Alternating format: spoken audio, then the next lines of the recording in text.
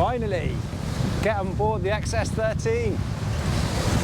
Welcome, I'm Toby Hodges. We're sailing. That is Port Genesta right behind us. Just come straight out of there, next to Barcelona for European Yacht of the Year trials. Full sail up, 20 knots breeze, let's go.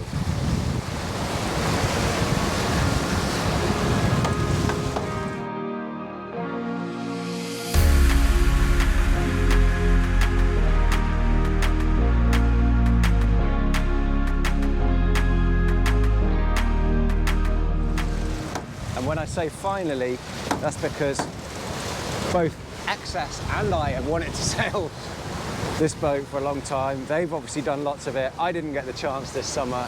So yeah, October 2025 is my first sail on board. And look at the conditions we got. Wow, this is immediately very impressive.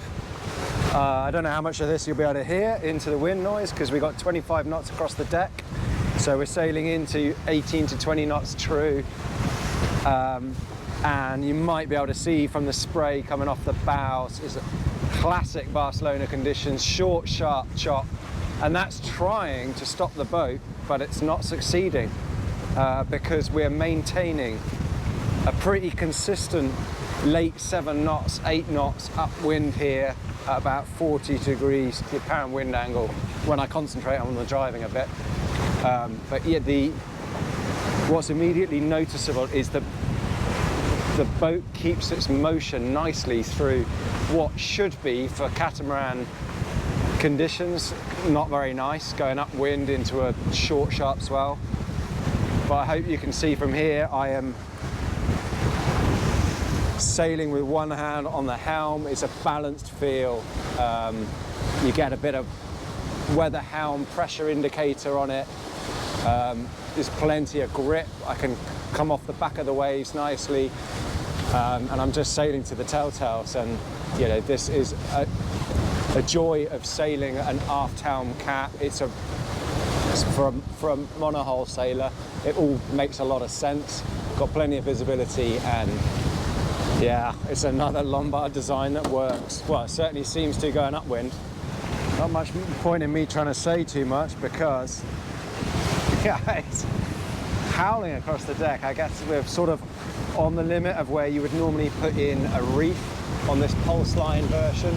So that's a big tall rig on this. Standard boat has 1 meter less mast, but the same sort of square top mainsail shape. And we are just ripping along upwind here. It's not slowing the boat. So there you can see 8.6 knots at the moment. Just dropped off a bit, 45 degrees to the apparent. But as a gauge, beneath this, under there, is the Oceanus 52. And we're certainly outpacing them by a fair margin. And I would say we're outpointing them as well. Yeah, so far, very impressed. Getting a bit of spray here, but other than that, this is glorious sailing conditions. Given we're sailing upwind, it's good fun. Beautiful code zero sailing on this tack, getting a little bit of the waves as well. So some nice little mini surfs here. Easy to average double figures. Top speed around 13.5, 14 so far on the surf, so pretty sporty. But it's all very, very easy as well, and plenty of feel on the wheel. Wow. A lot to like about sailing in these conditions. So people say the downside of an aft helm is visibility. Well, I don't think that's an issue here, as you can see really good vision through those clear windows. And what's the other one? Oh yeah, not protected, but these biminis over the helms work really well. The only thing I would say is, if you're sailing a lot upwind like this, I guess you'd have the autopilot on, but it's pretty much sailing in a gale at the moment, so it's nice. It feels like relaxing for your ears to come inside here a bit. So I'll show you, I mean, this is, yeah. 20 knots true, 26 knots over the deck, and you can see the waves are building now, short, sharp seas, and we're punching into them. So I'm deliberately wanted to see what this is like, see how the boat responds to it. As I said before, really good motion. It keeps its way on nicely through the waves. These waves aren't stopping it. We're averaging 8 knots upwind, which is pretty impressive. And then I will shut up for a moment because I want you to see what it's like going through these waves. No, as in listen to it. No big interior noises. And I've been on some other boats today where there have been. I'm not hearing any big cracks or creaking. You know, yes, the odd slam because they're big, voluminous bows, but look at this. That is a big, big forward cabin. And that is just the noise of the hull going through waves. I'm not seeing much twisting. I'm not hearing cracking, creaking, groaning. This is all quite impressive. A bit of real sailing, not the boat show stuff. Those of you that have watched enough of our videos, you'll know when I got a smile on my face, and also when I don't want to go in. It's 7:15 at night. We're the only ones still out. Now you can see why, because this is what yachting's about.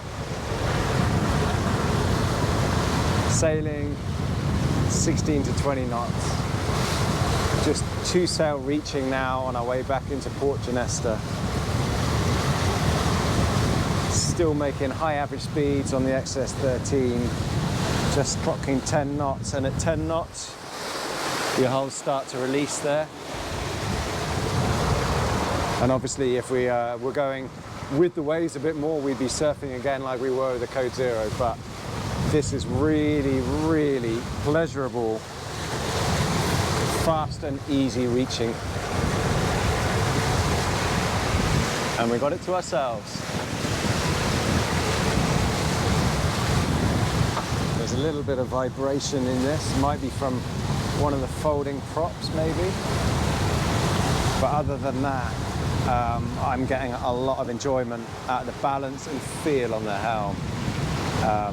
Really sporty shape, classic Mark Lombard design, having that reverse shear, and as well as the look of that, I think from this angle, I hope you can see it.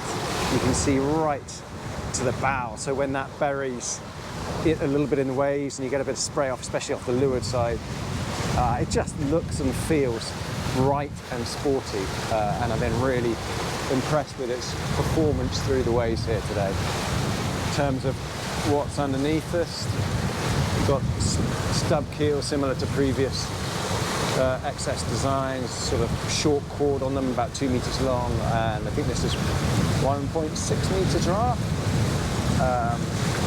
So those are foam-filled keels that allow the boat to dry out as well. Quick little final thought as we come in from sailing, as the sun sets here on another cracking sailing day off Port Genesta. Yes, XS. Yes, Mark Lombard. You've smashed it. Really, really enjoyable sailing experience, the XS13. It's that really nice combination of ease and sportiness and manageability, and it makes you want to keep sailing the boat. Hands-on, just great. Nice, really lovely sized catamaran for family sailing, for fun, for cruising, friends, family, shorthanded, whatever, but get out there, enjoy it. If you've got the chance, have a trial on an XS13. Heaps of storage in these forward four-peak lockers, well not four-peak lockers, forward bridge deck lockers. So yeah, windlass brought back here for getting the weight aft and central. Got a tank in there, but still room for a sail. And plenty more fender toys, line stowage in there as well. And then forward in each forepeak, you got a good sized sail locker or toy locker. Stowage in there, unlined. Excess, you have a very wide side decks. Something to grab hold of moving forward here, the rails on the coach roof. And then you come to here and you've got the steps to get up onto this, what is a huge coach roof. And that's beneficial, especially as we just did now, for packing away the mainsail, obviously, when you dropped it into the lazy bags. It's obviously, you'll notice this is a lot of white space, so you can cover the whole lot with solar panels. This section here, basically, until this line across, can be a fabric section, so that you can make that a sort of convertible top if you want, so that you can see up to your sails from the cockpit. And this has the rainwater catching system in there, so that groove, the sort of tow rail section of it, that comes all the way around here and then goes through that drain. And then, unfortunately, CE regulations means you can't use that water for drinking. Depends if you want to be regulated or not, but you could use it for washing down the boat and that sort of thing. And this is nice as well. It's something you see on a lot of Group Beneteau boats now, but using an in-hauler system, so you've got a nice tight sheeting angle for that head sail. And actually, I think the leads are really, really nice. So you see that disappearing through the coach roof.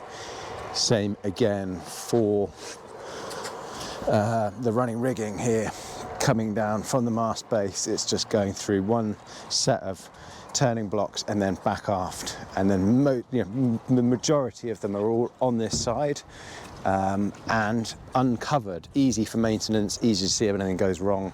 You're not trying to mouse lines through covered coamings and that sort of thing.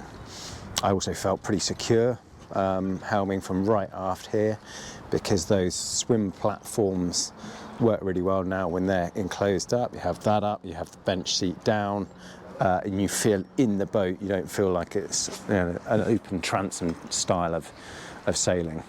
And obviously this is just extending your deck space. Big swim ladder, davits out there, easy to get from your dinghy onto board or from the shore on board. And then obviously, yeah, we've seen what it's like sailing from these aft quarters, but all manageable because your winches are right to hand, your traveller, and a traveller again right on the aft beam where you want it, long overhanging boom. A lot of thought gone into the performance of the boat, getting max sail area, bringing the mast and sail plan aft, and being able to manage that traveller and main sheet from one position. So there's your powered track, this one for your davits, but this orange line here for your did I say powered? I mean on the traveller on this winch. Sorry, yes, it is powered. And then main sheet and head sail sheets on these, and the running rigging. One of these is powered, one's manual, but imagine that's an option. But it's all very manageable from a small area. By small, I mean easy to shorthand. So what else can I show you as it gets dark here in the cockpit before we move into the interior? Yeah, conventional engine bays. I won't go into those. We'll put the engine sizes and the specs and stuff. Cockpit, this has teak sole, wooden table, and stowage around, plenty of stowage around underneath these seats. The cushions are an option as well. Cockpit bench stowage. This one's quite nice because it's a wet locker as well. So that goes into a V shape into the hull. You can't see it because it's getting dark. But you know, if you want to rinse stuff off and let it drain in there, that's going out through the hull. Drainage here, and then this is a good area because it makes the galley space bigger, because you can stand here and work at the sink, and if you're washing up, drying up, you can then use this as a draining board and put things away in there to dry as well. So it's extending your galley space. They've got these little winglets here that protect the boat, protect this area here from wind getting through there, acting like a bit of a wind funnel, and that breaks it up.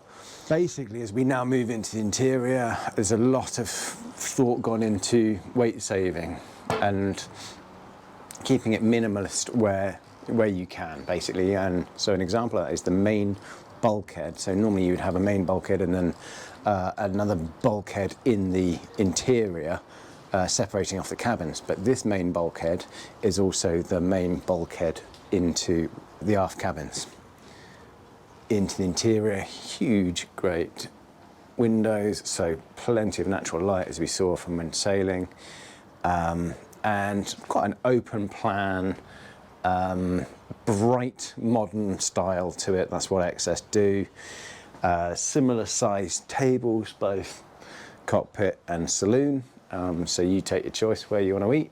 Obviously the views will be very nice indeed, and then this sort of an extension to the galley area here on the starboard side with the main fridge there. There is an optional second fridge out here. There we go. Remembered right. That is a fridge or freezer, this drop down one here. So you can choose a single sink, and then you've got a nice deep bins outboard here. And yeah, surround galley stowage with a little fiddle around it, nice worktop area, and cooking side a bit further forward here. And then a good place to have your nav station looking straight out through forward here, so you could sit and watch there as well. Pull out stool for that, and yeah, ventilation, which will be, I mean, those are good size opening ports, so yeah, you'll get a lot of natural ventilation through here when you're anchored in the tropics or whatever. Layout wise, it's available with 3 or 4 cabins essentially, so not too many differences. The only thing is we've got the 3 cabin version here, so we'll look at the owner's hull, and that would be divided the same as the port hull into 2 cabins. If you took the 4 cabins, the stowage goes right underneath out forward here under until you get to the main mast bulkhead there. So they've made use of stowage wherever they can on this. Dropping down into the starboard hull, the owner's hull, and look at that, that's what I mean. That's a huge, great open bulkhead, but that is the main bulkhead there, sharing that to the accommodation one as well. Sorry, to the saloon one, dividing the cockpit saloon bulkhead. So that main bulkhead is thick, 35mm foam sandwich infused bulkhead there. So a lot of attention to weight saving, and that is stiff as well, because as you say, that is a big opening in a bulkhead. Big aft cabin. These are wide hulls, but you saw what it was like sailing. It works. It's not all twisting and creaking and groaning. They've managed to keep the rigidity in the boat. This has an infu deck, I think it's called. So it's a mixture of infusion and injection technologies to keep the weight of the deck down. Sorry if I'm rushing you through this, just trying to yeah, get through the boat as I remember it. Stowage beneath this, and then lower than that is a fuel tank. And then on the opposite side, on the forward port side, is the other fuel tank. So the idea is that you drain both the tanks at a similar time, and it doesn't affect the balance of the yacht. And there's also more stowage beneath us here into the hulls itself.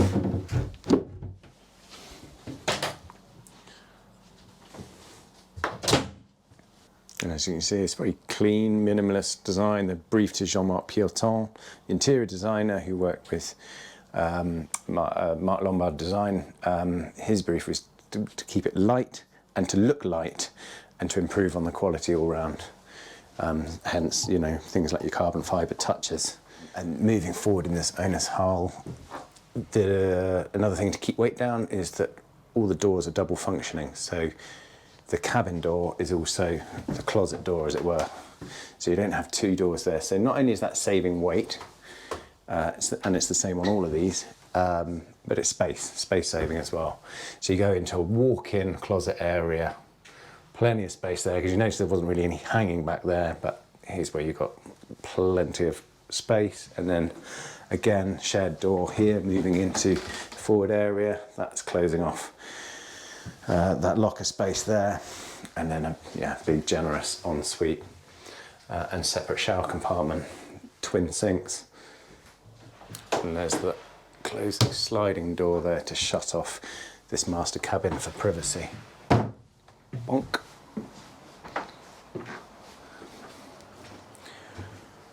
Port side.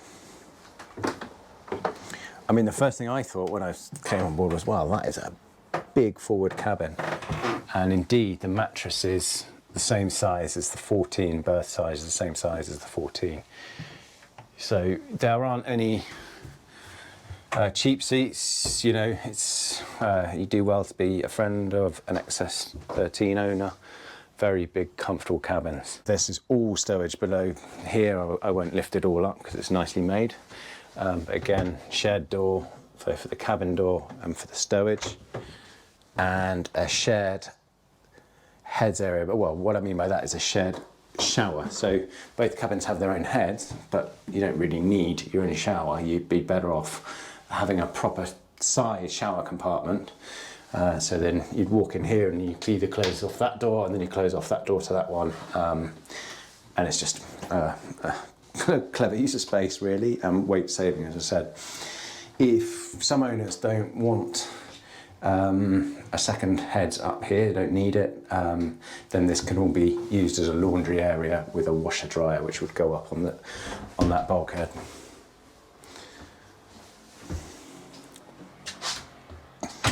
And there's another shared door there to close off that cabin, loads more stowage there. And in cabinets each side. And you saw it was light, like in the light as well. Huge hull windows, plenty of natural light. So all that attention to weight saving means the overall boat comes in at 10.65 tons lightweight, which is pretty good, and that's why I think it sailed as well as it does. In terms of pricing, the boat starts at 465 ex-tax. So I think this one we're on is 628 ex-tax, because it's got a lot of options on it, including the pulse line taller mast. There we go, take a breath. I hope you enjoyed getting on board here for a sail. I'm really glad we got the conditions we did. It really showcased what this boat's capable of, which I don't think, if I'd just shown you a boat show tour, that would have been the case. It really helped sell it to me. The design and concept, the engineering, it's all worked, it's come together. So yeah, hats off. Really enjoyed it, and it was worth the wait. Hope you did too. See you next time.